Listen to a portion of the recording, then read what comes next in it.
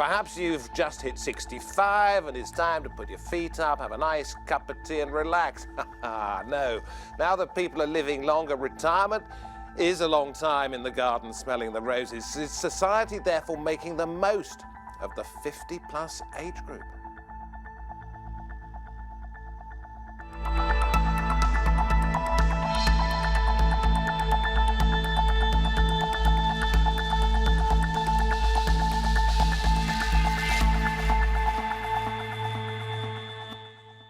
Welcome, welcome. You're watching Roundtable with me, David Foster. Now, students do often pursue tertiary education after they've finished at school, but there are some who think that a university qualification can transform your life at any age. Should students begin degree courses at a time in their life when many are thinking about slowing down?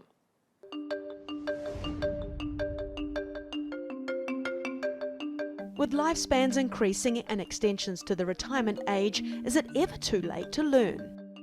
For some, it's a second chance at an education they missed out on in their youth. For others, an opportunity to pursue a passion. It can also be the jumpstart needed to change careers. England's 2012 increase in tuition fees has led to a significant drop in the number of part-time and mature students. University research shows the number of students aged over 35 has fallen from 95,000 in 2010 to 39,000 in 2015. Is a second act in education a worthwhile investment in the future and at any age?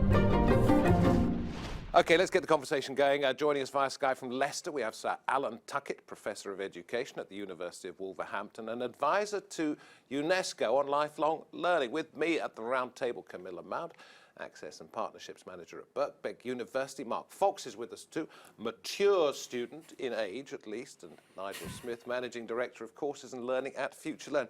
Thank you all very much for coming in. Let's ask you first of all, Nigel, how old are you and what did you decide to do rather than work? I'm just coming up to 60, yeah. And I worked in the city for 33 years. I will live till the age of 85 if you take the average statistic for someone in my year. I'm not going to spend 25 years sitting in the garden pruning the odd rose and watching daytime TV.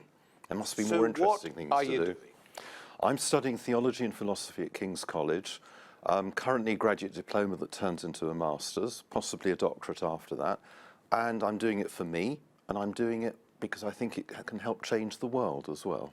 Guys, does it have to be something worthy like that, or could it be something pretty practical as well? I think a lot of people either return to university or go to university for the first time for lots and lots of different reasons. Some people might not have got a higher education degree, been to university yet, and more we're seeing changes happening to the workplace. People thinking, actually, you know what, now is the time for me to go to university and to seek that degree course that maybe they've always dreamed of doing, but maybe actually they now know within their career path what would be right for them. You see, what I'm wondering is whether this is something that people are doing perhaps as a hobby, or something they're doing that is useful. Now, let's bring you in on this one, that they're doing that is useful either to themselves in terms of future earnings or to society as a whole, or is it just something to fill the days? Extraordinary question, really, David. Why do I specialise in those. Why do young people go to university? Again, it's for all sorts of reasons. Peer groups do it, the chance is there, there's some relationship to labour markets, but very few people look back on their degree and think, the experience of that was entirely to do with getting ready for the next stage. As David was, as your colleague was saying, 35, 40 years ahead of you when you finished your major career, it's important to have things to look forward to. And if you keep learning, you maintain your health, your mental health. If you develop Alzheimer's, you go around it. And I mean, in your introduction, you highlighted the disaster of how very many fewer adults are now learning as mature students than were merely 5 years ago. Are we in the UK only just coming to understand that? Because looking back at what started in France in the mid-70s, which was the third age university, looking at what's happening in China, where I wrote this figure down, they have 8 million students who are 60 plus. Why did they understand it and perhaps only now are we getting into it? No, actually, it's quite the reverse. We knew it and we decided not to do it any longer. First, when Alan Johnson changed the funding rules under Labour 10 years ago, you saw a massive drop of mature students in universities. And then secondly, when the new fee arrangements came in 2012, it's not geared for older people to take part. And for part-timers, university provision in Britain gets weaker and weaker. Meanwhile, the university of the third age is absolutely thriving. Tell me why. Because it's organised by people locally for their own interest, and it's not controlled by the state. Okay, Nigel, I'll come to you in just a second, but I want to bring in Camilla again because you were nodding in agreement with something that Alan just said.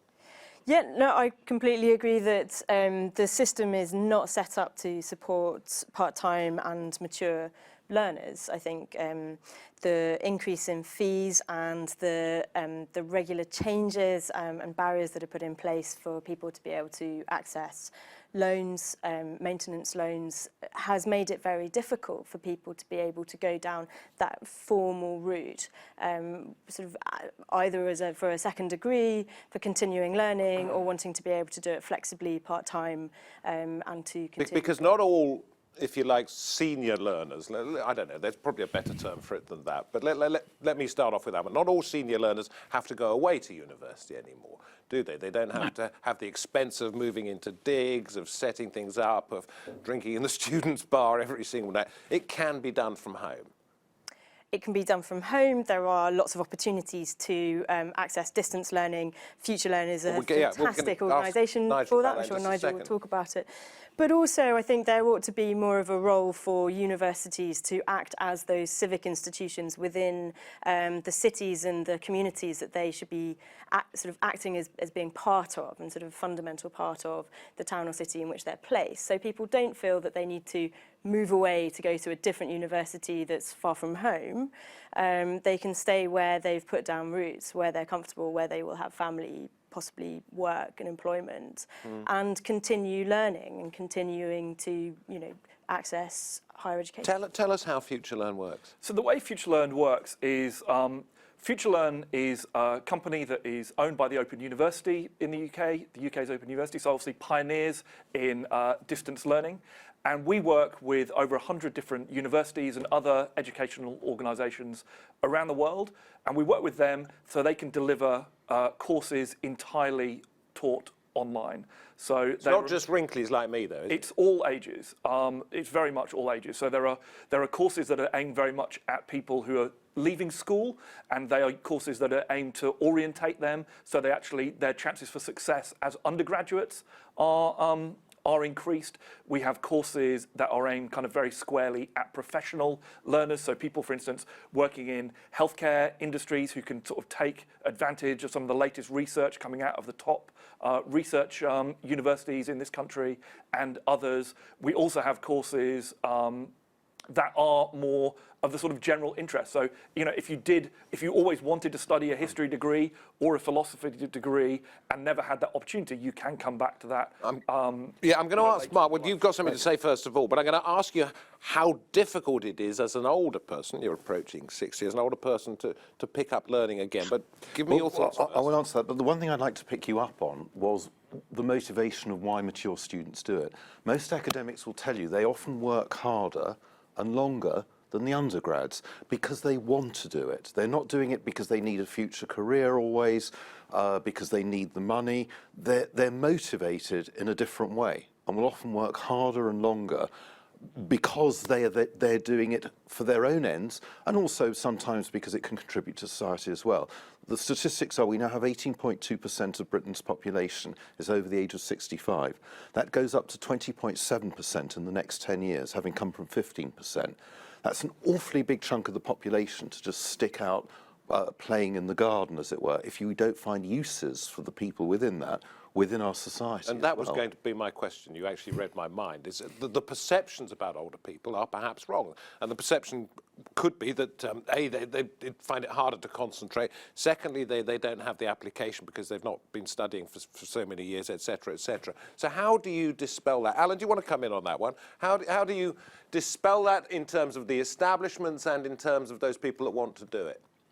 Well, anyone who's worked with adult learners will know that Nigel's right, that they bring the quality of their experience to their study. They have different strengths in the speed and effectiveness with which they learn. If you like, kind of zappy learning of new maths is offset by a fair degree of wisdom.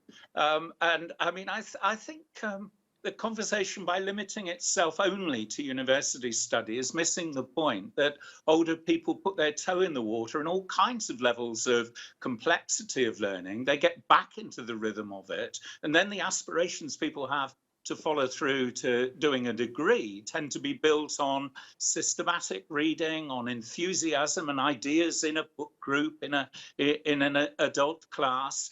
If you look at what younger people say they want to learn or choose to learn, they're often work related. But as people get older, they want to make sense of life and to contribute to it. And since older people are the most active contributors to democracy and to democratic and civic organisations, it's a pretty important thing that they're well informed. You see, there's also a lovely side to this, that not just the students will learn from the lecturers, but the lecturers will learn from the students. Can I come in? Yeah, Camilla. Just Birkbeck, the institution where I work, all our teaching is done in the evenings from 6 till 9.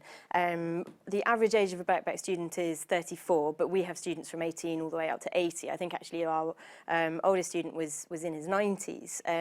And we hear that all the time, and the variety of type of person who sits in the seminar rooms at Birkbeck and the lecture theatres and contributes to the discussion means that the sort of debate and the sort of conversation that you have amongst the student body and in the classrooms is extraordinary, and it's really interesting, and it's what we hear from our students when they feed back to us about their experiences and what they love about Birkbeck. What was the chap in his 90s studying? I don't know. I don't know. I found the oldest, for the government, 15 years ago, we went and found the oldest learner in the country. It was 108, living in a residential home in New Milton in Hampshire, studying French and art. After we had a party for 20 people over 100 who were learning at the ministry offices, and I caught a taxi afterwards, and the taxi driver said about Fred, he said, doesn't he know yet he's not going to be Gasso? And then after a short pause, he said, well, he's twice as old as me and got much more gumption. Learning really does enrich your life. And do you think it was partly that kept them going for so long? Well, for sure. I think also what Camilla was saying, the characteristics that you've described of what the learners who come to Birkbeck in the evenings enjoy, that's what FutureLearn delivers kind of on a global scale. So I think one of the sort of like the myths of online learning, and something that people who have not taken an online course before imagine it's just videos of professors in lecture theatres, and actually the experience of taking a online course on FutureLearn is actually more akin to taking a seminar than it is attending a lecture, because of the social interactions you have. Yeah. And imagine if you're a teachers, there are lots of teachers taking FutureLearn courses, and as we all know, teachers love talking about teaching. I'm sure we all have teachers in our lives who, that's a hot topic of conversation. Well, imagine being able to not only talk about your teaching practice to other teachers all over the world, but also be able to share resources with people all over the world as well. And I was in Australia a couple of weeks ago in Melbourne. We organised a meetup, a breakfast for FutureLearn learners who lived near Melbourne, got them to meet some of our university partners in Melbourne, and all ages. But I got an email last week from one of the people who came. She was 79 years old, and just sent us an email to thank her for inviting us to this breakfast. She got to meet some of the people who she'd sort of interacted with online, and she listed, half a dozen courses that Well, that's brilliant. taken. She wasn't just there for the free breakfast. Yeah, like no, a lot of old although she people did I know say it who was, go to funerals just because they can get free lunch. She was complimentary about the food, but but what she said was, the sort of the connection she's made, the things that she's been able to take forward, stuff that she had, been involved with in her career before, but also it's really helped her have different types of conversations with people across different generations as well. So we are a more interconnected world, and this is helping. Let me ask you, Mark, as somebody who's dived into it, but it's only a couple of months ago, Yes. isn't it? What the biggest difficulties? That's were? easy. The biggest difficulty is learning how to learn. As well as my fellow students, my own children are at universities in the UK. They are Currently? Currently. Yeah. They are convinced I'm lying when I say when I last wrote an academic essay 37 years ago, there was no such thing as the internet and there was no such thing as a laptop. And of course, those are both true statements. Learning has become much more professional. Being able to measure whether people are plagiarizing or not, being able to check whether their sources are genuine or not, it's become much more demanding and much more professional. And if you're going to be serious as a student, whatever age, nowadays, you have to learn to adapt to that. So how did you, or how are you learning how to learn? Quite simply by taking lessons in it, if you like. It's a natural part of the course. I raised a number of points in a seminar a couple of weeks ago, and to the point that you made from Birkbeck, is one of my lecturers said, good heavens, I'd never thought about that. Would you mind giving some of next week's lecture? So having done this all of 2 months, having no idea what I was doing, I suddenly am being asked by an academic who's studied the topic for years, would I be willing to give a 5 or 10 minute talk on how I discovered that information using the internet? Have you done it yet? Yes. Nerve-wracking? A little nerve-wracking, but I was self-conscious because I thought, oh my goodness, I'm 2 or 3 times the age of some of the people I'm lecturing. They didn't treat me that way.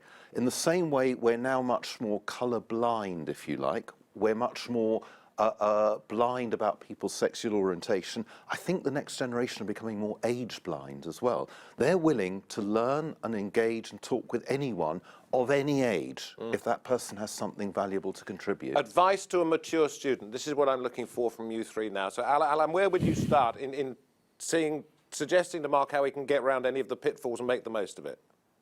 Talk to people and share what's challenging, and do things together as well as on your own. I mean, one of the joys of being a mature student where you're not driven by the need for an outcome that you can sell to someone is that you can take the opportunity to work in all kinds of convivial ways that what you find hard, someone else will find easy. Camilla, you're nodding. Yeah, I completely agree. I mean, it's the opportunity to embrace everything that is on offer for you. And one of the things, if we are talking about university, granted there are lots of other areas and places that you can go just to continue your learning, but there are lots of opportunities for support, but that won't necessarily be offered up to you unless you go looking for it. And I think one thing that mature learners are very good at is seeking out that support and that help and going and asking for it. And if you hadn't gone and spoken to your seminar leader or your lecturer about the point that you wanted to raise, then you wouldn't necessarily have had the opportunity. And that's something that comes confidence of age as well. Absolutely. Maturity. I think they have that capital to be able to go and sort of confronts too strong a word, but to go and sort of challenge expectations and to ask for that support. You talk about the people in your lecture theatres being of a certain age. Would you encourage people, if they were signing up for adult education, senior learning, whatever you want to call it, and nobody's come up with a reasonable term yet, would you encourage them to do something that involved getting out of where they live and going somewhere to do it, or is distance learning just as good? I think it all comes down to what is possible and what is right for that person.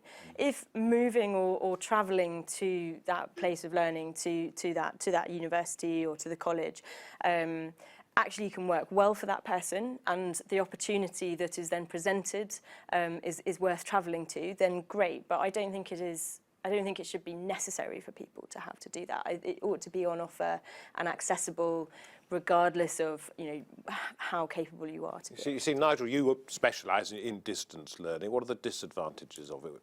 Well, I think I'm not sure there are any. I know you're selling your product, of course, but I think just think about what the advantages are. If you want to take you can take a course from anywhere in the world. So you live in London, you can take a course from a university in Australia and get that perspective. You can take a course from a university in the States, or you can take a course from perhaps the university that you studied at as an undergraduate. And I think going to Camilla's point, the experience that you can bring can have enormous benefit to the other learners on the course. So on a Future Learn course, typically there are thousands of learners from around the world, all ages. Now, a lot of our universities use the Future Learn courses they teach with their own undergraduates on campus. Is it the ability to chat online as well? Yeah, that's at the heart of it. Exchanging views and having those conversations. Live conversations. It's not live, but it's it's very much sort of there, present. If you reply, you'll get a reply within hours. But what the people who are teaching the courses to their own students are finding, what's great for the undergrads, are getting this wealth of experience from people who might have had professional careers in the area they're studying. They can sort of see where their studies might lead them. Does anybody see? I think, Alan, I did see you nodding or saying something, so we'll bring you in. I think it was a really good question you asked about advantages and disadvantages of closeness, of doing things online or not. Online's terrific if you're already a confident learner, if you've had the experience of learning and you can bring those skills to it. It's Mark's point about you've learned enough about how to learn to manage it. And frankly, the record of all kinds of mass open online courses is a fair number of people put their toe in the water and then stop. And some of that you can avoid when you're working in groups with people by building one another's confidence and the kind of reinforcement of the networking of a community learning together. And I think it is important, if we're thinking about mature learner participation in higher education, to say that for lots and lots of older people, you need quite a long preparatory shelf of opportunities for you to develop the confidence to give it a go. But I want to ask Mark about this one, and you can all jump in as well, because we know about limited opportunities for younger people, sometimes in the job market, in the housing market, in earning opportunities. I know not with what you're doing, it's not going to apply. Theology is not going to take somebody's job away, but you could be depriving somebody younger of a job opportunity by carrying on working. What do you think? By carrying on working? Yeah, well, learning and then going on to do something else. No, it's nonsense. I don't think that's really a problem at all. I think there's the space for people. Good, yeah. I'd agree with that. And they're different opportunities, learning off each other. It's not as simple as one job comes and one job goes. It's much more complex than that. And at the end of the day, certainly one of the reasons I'm doing it, society's been very good to me over the years. Guess what? It's time for me to repay a bit. And some of that is me learning, but part of that will be to help the next generation too. Alan, I'm going to come to you in just a moment because I want to ask you, of a man of a certain age, about what you're doing work-wise, if you don't mind, because you did tell me a little bit about it beforehand. But what about this? That these are opportunities that are available to older people, depriving younger people. Well, it's not necessarily my point of view. It's just a question that's out there. I don't necessarily think it's depriving. And actually, I think, if people are if older people are, developing their professional skills and actually re-enter the workplace, I think actually those workplaces can be a lot richer by having a much more diverse group of people, in those offices. And do you see the numbers increasing day by day? Oh yeah, I mean, so Future Learn has nearly 9 million people who've signed up to courses over, in the last 4 years. Universities are joining us from all over the world, every week. Sir Alan, nearly 70. You say you're winding down. Not nearly 70, 70. I get so many things wrong, and he puts me right so many times. I've gone back from half-time to doing a day a week. I retired 7 years ago, but then stole a job from younger people, if you like. I mean, it's an extraordinary question to be asking at a time when we're closing the doors to the country, isn't it? That we're going to have labour shortages of a pretty desperate kind in Britain. And one of the government's needs for the next few years is to extend people's working lifetimes. And for myself, I mean, it's a combination of it keeps you going. And if people ask you to do things and they're stimulating, why wouldn't you want to keep on doing it? And as Mark said, there's a cascade issue. You can pass on experience that you've previously had to younger colleagues. You can work cooperatively. And just like the respect for older people that you find in Asian societies, you find, certainly where I work, the people are very tolerant of old men who carry on trying to do it. Yeah, and you're getting asked to more and more conferences. I do, yeah. He doesn't seem too happy. I would suggest as a final word to you that it was not an extraordinary question to ask. It is perhaps an extraordinary position to have. And the question was simply put out there so that you could go, No, of course. once again. Sir Alan, thank you very much indeed. Good luck with your travels, good luck with your work, and good luck with everything you're doing in the field of education. Your next project's going to be what at Birkbeck? Anything really exciting? Telling the government that they need to do more about this? I mean, we're certainly putting the message out there that there needs to be better financial support for people wanting to study part-time, and there shouldn't be restrictions put on older learners. So, yeah. Good luck with your course. Thank you very much, Mark. Thank you, Nigel. We hope you have learned something on this programme. You may take it into the future. You may just sort of think, well, that was worth watching. I'll store it for another day, perhaps when I'm a little bit older.